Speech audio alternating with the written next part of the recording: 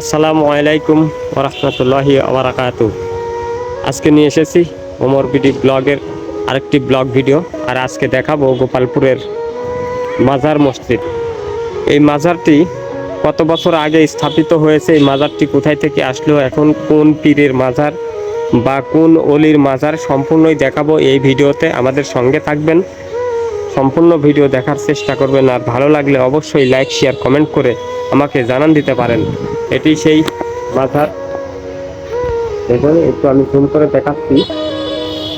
এটি সেই মাজার, যে মাজার কি আপনাদের দেখাতে চলেছি। এটি নাটোর জেলা লালপুর থানায় গোপালপুরে অবস্থিত। এখানে এই মাজার মসজিদ নয়, এটা একটা মাদ্রাসা, এতিমখানা ও লিল্লা বোর্ডিং।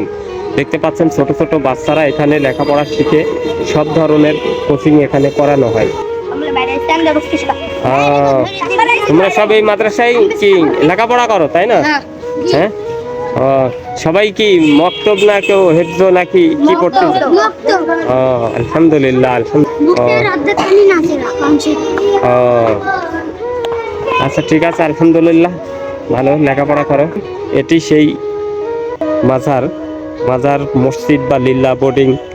এটি হচ্ছে যে খেজুর গাছটি দেখতে পাচ্ছেন, এটা হচ্ছে আরবিয়ান খেজুর গাছ।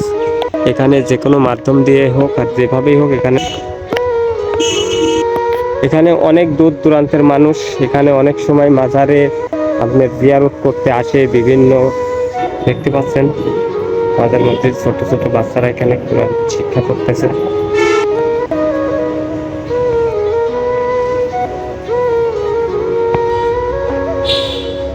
মাদ্রাসার এটি রান্নাঘর, এখান থেকে রান্না করা হয়। এটি সেই মাজার, দেখতে পাচ্ছেন।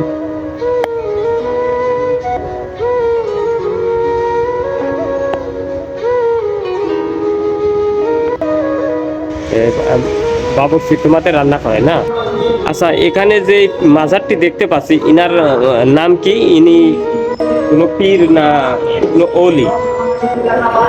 হ্যাঁ, একজন ওলি। এনার নাম কি? হযরত বুরহানুদ্দিন বাগদাদি। ওকে, ধন্যবাদ। এটাই সেই বোরহান উদ্দিন বাগদাদি। ইরাকের বাগদাদ শহর থেকে ইনি কালেমার দাওয়াত দিতে আমাদের বাংলাদেশে এসেছিলেন। এসে এখানেই তার শেষ নিঃশ্বাস ত্যাগ করেন এবং এখানেই তার শেষ কৃত্য এখানেই করা হয়। আর এটি ওনার মাজার। আমি ঘুরে ঘুরে দেখানোর চেষ্টা করলাম।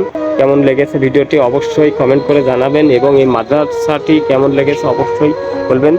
নিচে মক্তব, এখন উপরে হেফজখানা দেখতেই পাচ্ছেন। অবশ্যই এই মসজিদ মাদ্রাসার জন্য দোয়া রাখবেন। আল্লাহ হাফেজ। আজকের মতো এখানেই বিদায় নিচ্ছি।